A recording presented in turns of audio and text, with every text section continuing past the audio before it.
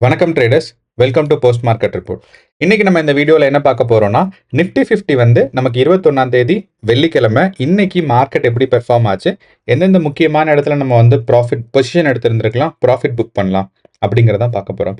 இது மட்டும் இல்லாம இன்னையோட சார்ட் அனாலிசிஸ் பண்ணிட்டு அதுக்கப்புறம் நம்மளோட ஓப்பன் இன்ட்ரெஸ்ட் டேட்டான்னு சொல்லியிருக்கு. இந்த ஓப்பன் இன்ட்ரெஸ்ட் டேட்டா என்னன்னா, கால் அண்ட் புட் ஆப்ஷனோட ஆர்டர்ஸ் இருக்குல்ல, இந்த ஆர்டர்ஸ் வந்து எந்தெந்த கீ ப்ரைஸ் லெவல்ஸ்ல இருக்கு, அது எந்த ப்ரைஸ் லெவலில் இன்க்ரீஸ் ஆயிருக்கு அதையும் பார்க்க போகிறோம். ஸோ இதை வச்சு என்னப்பா தெரிஞ்சுக்க போகிறோம் அப்படின்னு நீங்கள் நினச்சிங்கன்னா, இதை வச்சு என்ன பண்ணலாம்னா, நம்ம வந்து எந்தெந்த இடத்துல ஸ்ட்ராங்கான சப்போர்ட் இருக்குது, ரெசிஸ்டன்ஸ் இருக்குங்கிறத நம்ம தெரிஞ்சுக்கலாம். அப்போ இந்த ஸ்ட்ராங்கான சப்போர்ட் அண்ட் ரெசிஸ்டன்ஸ் வந்து நமக்கு என்ன சொல்லும் அப்படின்னா, நாளைக்கு அதாவது திங்கட்கிழமை மார்க்கெட் எந்த பக்கம் மூவ் ஆக போகுது அப்படிங்கிறத சொல்லும். ஓகே, இப்போ நம்ம வீடியோக்கு போகிறதுக்கு முன்னாடி நான் ஒரு விஷயம் சொல்லிக்க விரும்புகிறேன். நம்ம சேனலில் டெய்லியும் நிஃப்டி 50 அண்ட் பேங்க் நிஃப்டியோட டெய்லி அனாலிசிஸ் பண்ணிட்டு இருக்கோம். நிறைய பேர் பயனுள்ளதாக இருக்குன்னு சொல்லியிருக்காங்க. நேற்று கூட நம்ம நண்பர் ஒருத்தர் கமெண்ட் பண்ணியிருந்தாரு. அவர் வந்து ஒரு 2 நாளாக இருந்த லாஸ் எல்லாம் ரெக்கவர் பண்ணிட்டாருன்னு கேட்க ரொம்ப சந்தோஷமாக இருந்துச்சு. ஸோ இதெல்லாம் தொடர்ந்து தெரிஞ்சுக்கிறதுக்கு கண்டிப்பாக சேனல் நீங்கள் சப்ஸ்கிரைப் பண்ணி சப்போர்ட் பண்ணும். இப்போ நம்ம வீடியோக்குள்ளே போகலாம். நான் ஏற்கனவே சொல்லியிருந்தோம், நிஃப்டி 50 வந்து கடந்த செவ்வாய்க்கிழமையிலிருந்து மார்க்கெட் மேலே புஷ் ஆகிட்டு இருக்கு. அதாவது ஒரு நல்ல புல்லிஷ் மூமெண்ட் இருக்கு. அப்போ இந்த புல்லிஷ் மூமெண்ட் வந்து ரொம்ப நாள் நீடிக்குமான்னா, இன்னும் கொஞ்ச நாள் நீடிக்கிறதுக்கான வாய்ப்பு இருக்கு. ஏன்னா மார்க்கெட் வந்து எப்பயுமே ஒரே மேலேயே ட்ரெண்ட்ல போயிட்டு இருக்காது. கொஞ்ச நாள் மேலே போகும், அதுக்கப்புறம் ஒரு கன்சாலிடேஷன் ஃபேஸ், அதுக்கப்புறம் மேலே போகும், அந்த மாதிரி தான். ஆனாலுமே வந்து மார்க்கெட் என்ன யோசிக்கலாம் அப்படின்னா, நமக்கு வந்து ஜனவரி மாதம் எவ்வளோ பொசிஷனில் இருந்துச்சோ அந்த பொசிஷனுக்கு மார்க்கெட் ரெக்கவரி ஆகிட்டு இருக்கு. நீங்கள் நல்லா பார்த்தீங்கன்னா தெரியும். இப்போ இருக்கிற ப்ரைஸ் ரேஞ்ச் வந்து பார்த்தீங்கன்னா 23,300. இந்த 23,300 பிப்ரவரி மாதம் டவுன் சைட் வந்துச்சு. க்ரோத் ஆனது பார்த்தீங்கன்னா ஜனவரி 31.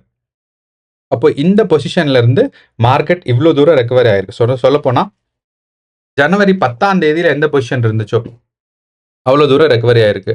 அப்போ இங்கிருந்து மார்க்கெட் மேலே புஷ் ஆகிறதுக்கான வாய்ப்புகள் கொஞ்சம் அதிகம். ஆனால் நமக்கு என்னன்னா, இந்த 23,400 இருக்கு பார்த்தீங்களா, இந்த ப்ரைஸ் ரேஞ்சை கிராஸ் ஆகணும். இது வந்து ஒரு முக்கியமான கீ சப்போர்ட் லெவல். அப்போ இந்த ப்ரைஸ் ரேஞ்சை கிராஸ் ஆயிடுச்சுன்னா மார்க்கெட் வந்து கண்டிப்பாக மேலே போகும். அப்போ மார்க்கெட் வந்து இந்த பிரைஸ் லெவலில் கிராஸ் ஆகுமா அப்படிங்கிறது தான் பெரிய கேள்வி. அது வந்து நமக்கு திங்கள் தெரிஞ்சிடும். ஸோ திங்கள் வந்து மார்க்கெட் இந்த பிரைஸ் லெவலில் கிராஸ் ஆச்சுன்னா மார்க்கெட் மேலே போகும். ஸோ ஒரு லாங் டேர்ம் பெர்ஸ்பெக்டிவ்ல பார்க்கும்போது நம்ம ஞாபகம் வச்சுக்க வேண்டியது இந்த 23,400ங்கிற ஒரு ப்ரைஸ் ரேஞ்ச்.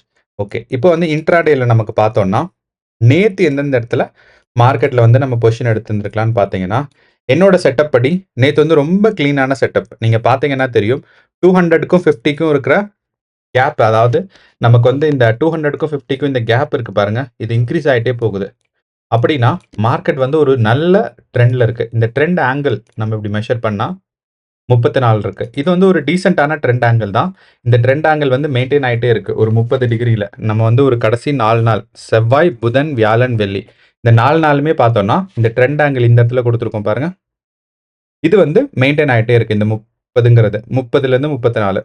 அப்போ இந்த ட்ரெண்ட் ஆங்கிள் ஒரு 30ல் இருக்கும்போது நான் என்ன சொல்லியிருந்தேன்னா, 15 மினிட்ஸ் டைம் ஃப்ரேமில் தான் நம்ம ட்ரேட் பண்ணுறது பெட்டர்னு. அப்போ நம்ம 3 மினிட்ஸ் டைம் ஃப்ரேமில் இல்லை, ட்ரெண்ட் ஆங்கிள் 30 டிகிரியில் இருக்கிறனால நம்ம வந்து ஒரு 15 மினிட்ஸ் டைம் ஃப்ரேமில், ட்ரெண்ட் ஆங்கிள் இருக்கிறனால நம்ம வந்து 15 மினிட்ஸ் டைம் ஃப்ரேமில் இது பண்ணுறோம். அண்ட் எவ்வளவு கிளியராக இருக்குன்னு பார்த்தீங்கன்னா, நமக்கு வந்து 10 சிம்பிள் மூவிங் ஆவரேஜ் இருக்குது பாருங்க. இந்த 10 சிம்பிள் நான் ஏற்கனவே சொல்லியிருந்தேன், இந்த ப்ரௌன் கலர் லைன் 10ம், கிரே கலர் வந்து 20ம், பச்சை வந்து 50. அப்போ என்னோட செட்டப் படி எப்போல்லாம் இந்த ட்ரெண்ட் லைனில், அதாவது 10 சிம்பிள் மூவிங் ஆவரேஜ்லேருந்து மார்க்கெட் மேலே போகுதோ அப்போ நான் வந்து கிளியராக பொசிஷன் எடுக்கலாம். ஓகே, அப்போது நான் வந்து அதே மாதிரி 9:30 வரைக்கும் நான் பொசிஷன் எடுக்க மாட்டேன். ஏன்னா அந்த ஃபஸ்ட்டு ஹாஃப் அன் ஹவரும் லாஸ்ட் ஒரு ஹாஃப் அன் ஹவரும் பொசிஷன் எடுக்க மாட்டோம். ஏன்னா அந்த வாலட்டாலிட்டி கொஞ்சம் ஸ்டேபிள் ஆகணும்னு சொல்லி. அப்போது நம்ம வந்து இந்த 10:15 இருக்க ஒரு கேண்டில் இருக்கு பாருங்க, அது வந்து 10 மணிக்கு முடிஞ்சிருக்கும். ஸோ அந்த இடத்துல நம்ம பொசிஷன் எடுத்தோம். ஸோ பொசிஷன் எடுத்து பொசிஷனை ஹோல்ட் பண்ணேன். ஏன்னா எனக்கு அங்கேருந்து மார்க்கெட் வந்து கீழே வரவே இல்லை. இந்த 10 சிம்பிள் மூவிங் ஆவரேஜை தொடலை. அப்போ இந்த 10 சிம்பிள் மூவிங் ஆவரேஜை எப்போ வந்து மார்க்கெட் தொடுதோ அந்த இடத்துல நம்ம பொசிஷனை க்ளோஸ் பண்ணோம். அப்படி பார்த்தா இங்கேருந்து ஆரம்பிச்சு இங்கே, ஸோ எனக்கு ஒரு 0.5% ஒரு 100 பாயிண்ட் மூமெண்ட்ஸ், ஸோ நல்ல ஆப்ஷன்ஸில் நல்ல ஒரு ப்ராஃபிட் கிடச்சிச்சு. ஸோ இந்த தான் ஒரே இதுதான் ஒரே ஒரு சிங்கிள் ட்ரேட் நான் இன்னைக்கு எடுத்தது. அண்ட் இந்த ஒரு சிங்கிள் ட்ரேடுமே ஒரு நல்ல ப்ராஃபிட்ல வந்துச்சு. ஏன்னா நான் வந்து செவ்வாயிலும் புதன்கிழமையிலும் பார்த்தீங்கன்னா, மல்டிபிள் ட்ரேட்ஸ் எடுத்து எனக்கு நல்ல லாஸ்ல இருந்துச்சு. அதனால நான் வந்து வியாழன் அண்ட் வெள்ளி அந்த லாஸ ரெக்கவர் பண்ணியிருக்கேன். ஸோ அப்படிங்கிறனால மல்டிபிள் ட்ரேட்ஸ் நான் எடுக்காம ஒரு நம்பர் ஆஃப் ட்ரேட்ஸ் வந்து குறைச்சுக்கிட்டேன். ஒரு 2, 3 அந்த மாரி. ஸோ நேத்த பொறுத்தளவு கொஞ்சம் பொறுமையா ஹோல்ட் பண்ணி மார்க்கெட் கிளீனான ப்ராஃபிட் குடுத்துச்சு. அண்ட் அப்போ இதுதான் நமக்கு இருக்க ஒரு சிங்கிள் ட்ரேட். அப்போ சிம்பிள் மூவிங் ஆவரேஜ் உங்களுக்கு செட்டப்னா, உங்களுக்கு இந்த ரேஞ்சில வந்து உங்களுக்கு பொசிஷன் ட்ரிகர் ஆயிருந்திருக்கும். அண்ட் இந்த ரேஞ்சில உங்களோட ப்ராஃபிட் புக்கிங் ட்ரிகர் ஆயிருந்திருக்கும். ஸோ, இப்போ இதுதான் நமக்கு கிடைச்ச ஒரே ஒரு ப்ராஃபிட். அப்போ நம்ம வந்து இன்னைக்கு என்ன நடந்திருக்குங்கிறத பார்த்துட்டோம். திங்கட்கிழமை என்ன நடக்கும் அப்படிங்கிறத பார்க்கறதுக்கு முன்னாடி, நம்ம என்ன பண்ணலாம்னா, நம்ம ஓப்பன் இன்ட்ரெஸ்ட் டேட்டாவ நம்ம வந்து கவனிக்கணும்.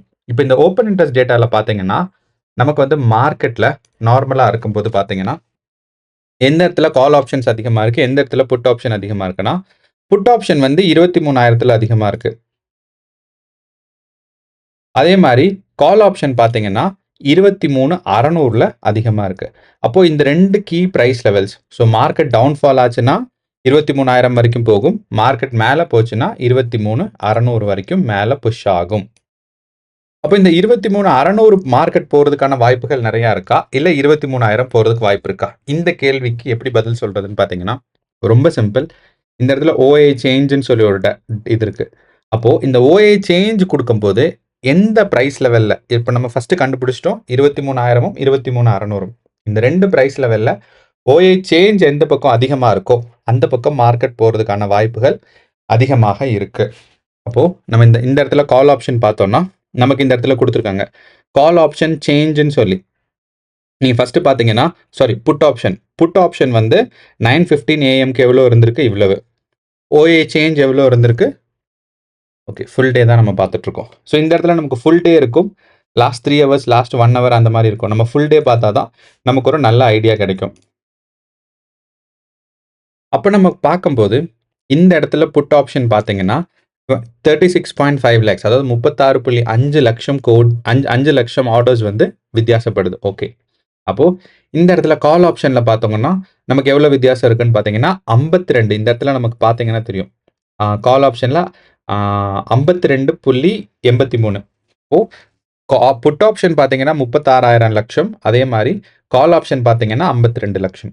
அப்போ இதிலிருந்தே நம்ம தெரிஞ்சுக்கலாம், மார்க்கெட் எந்த பக்கம் போறதுக்கான வாய்ப்பு இருக்குன்னு சொல்லி. அப்போ மார்க்கெட் எங்க போறதுக்கான வாய்ப்பு இருக்கு? 23,600 போறதுக்கான வாய்ப்பு இருக்கு. இத நம்ம இங்க மார்க் பண்ணிடலாம். ஸோ நான் என்ன பண்ண போறேன், இந்த இடத்துல ஒரு பாக்ஸ் இருக்கு. இந்த பாக்ஸ காப்பி பண்ணி அப்படியே ஸோ 23,600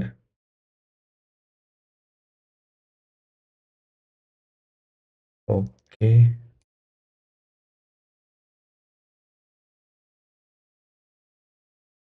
இருபத்தி மூணு அறநூறு அங்கேருந்து மார்க்கெட் 23,600லேருந்து புஷ் ஆனாலும் எவ்வளோ தூரம் மார்க்கெட் போகும்னா, கொஞ்சம் தூரம் தான் போறதுக்கு வாய்ப்பு இருக்கு. பெரிய இங்க வந்து கால் ஆப்ஷன்ஸ் இல்ல. அப்போ 23,500 தான் நம்ம எக்ஸ்பெக்ட் பண்ணோம்.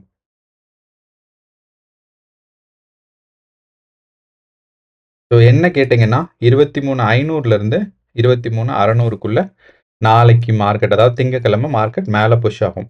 ஓகே. டவுன் சைடு ஆச்சுன்னா 23,000. ஸோ அப்போ 23,200லேருந்து 23,000 வரைக்கும் மார்க்கெட் வர்றதுக்கு சான்சஸ் இருக்கு.